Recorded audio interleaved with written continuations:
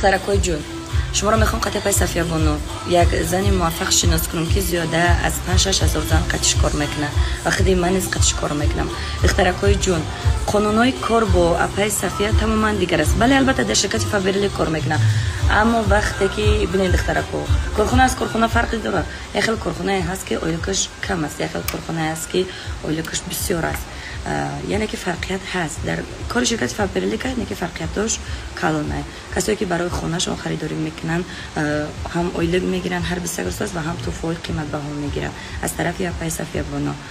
دخترکوی جون، کار در شرکت بنفوذی فابریلی به نهایت آسانه. از این سالش فرقی نداره، جایزش شما فرقی نداره. بین کار کنین دخترکوی جون.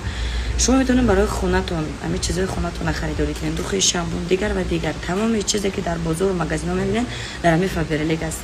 شما میتونید قطعا مغازه میرین مصرف میکنین، برای فابریلی میگیرین میبرین دوم